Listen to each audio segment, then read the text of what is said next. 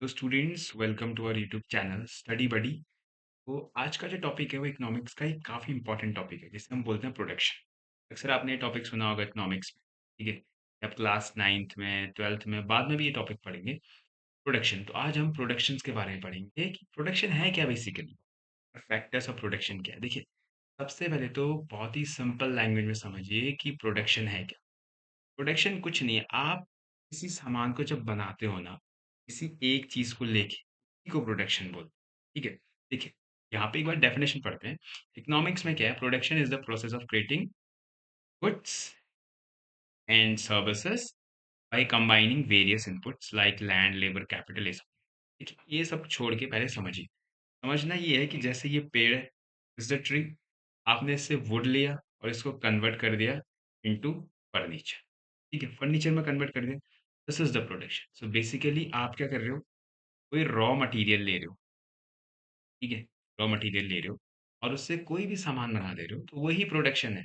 बहुत ही simple language में। आपने प्लास्टिक लिया, इंक ली और एक पेन बना दी, प्रोडक्शन है। ठीक है? ये एक राइटर है, देखिए, ये भी प्रोडक्शन कैसे हुआ? हमने प्लास्टिक लिया, रबर लिया और उससे हमने ये बना दिया, ये भी प्रोडक्शन है। आपने वुड लिया, उससे बैट बना दिया, ये प्रोडक्शन है, ठीक है? तो दिस इज़ प्रोडक्शन। इतना समझ में आ गया। और इस प्रोडक्शन में हमको वेरियस इनपुट चाहिए होंगे, जैसे लैंड, लेबर, कैपिटल, वही समझना है। अब हम शुरू करते हैं कि फैक्टर्स ऑफ प्रोडक्शन है क्या?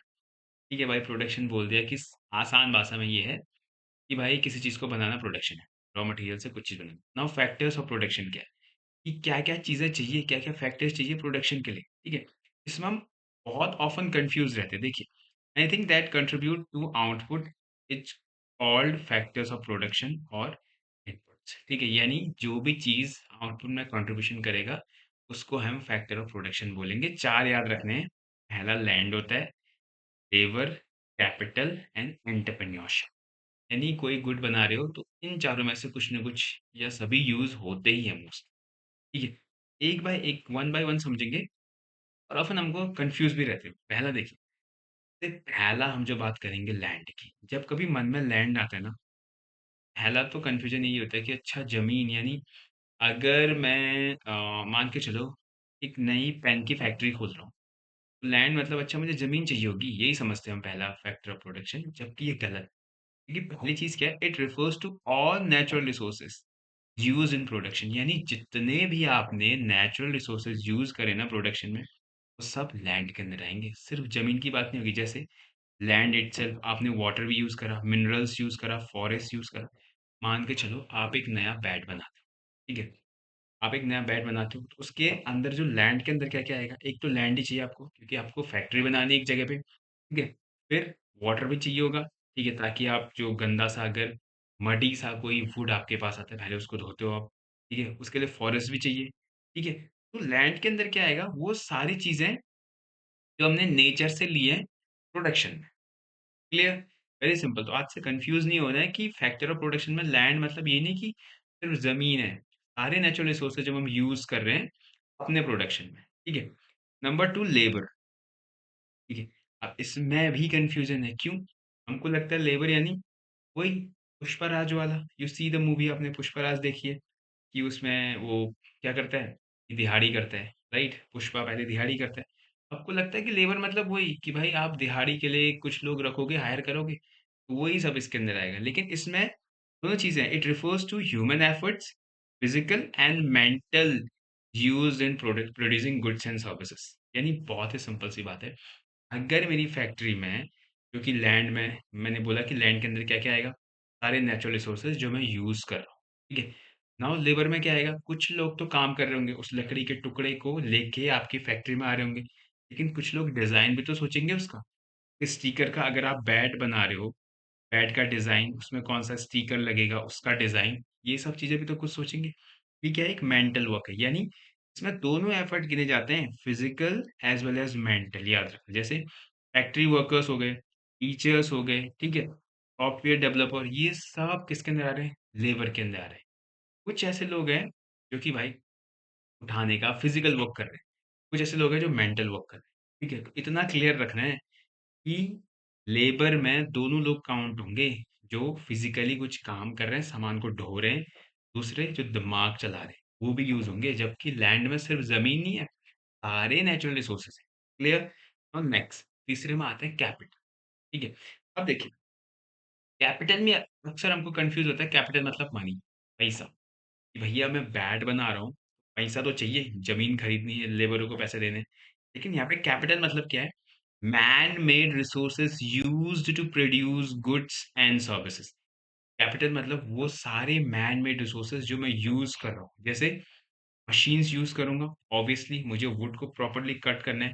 कुछ टूल्स भी चाहिए होंगे, इक्विपमेंट भी चाहिए होंगे एंड फैक्ट्रीज़ एरिया भी चाहिए होगा, जो भी बना है, ठीक है? तो याद रखना इस कैपिटल का मतलब मनी नहीं होता है इकोनॉमिक्स में। इस कैपिटल का मतलब है मैं सारे जो मैन मेड रिसोर्सेज़ है, जैसे मैन मेड मतलब क्या होगा? नेचुरल तो लैंड में आएगा ना, कि मैंने फॉरेस्ट का यूज़ करा है, मैंने वाटर का यूज़ करा है, ये तो नेचर हमको दे रहा है। लेकिन अगर मैंने कोई मशीन यूज़ करी, कोई टूल यूज़ करा, पेचकस यूज़ करा या कुछ भी यूज़ करा, जो क्या था मैन मेड था, किसके अंदर आएगा? कैपिटल के अंदर आएगा। क्लियर? इसमें मनी नहीं आएगा। ये पॉइंट हमेशा याद रखना कि capital does not mean money in economics. ठीक है? इतना समझ में आ गया? और लास्ट वन देखिए, जो है एंटरप्रेन्योरशिप। अब ये क्या है?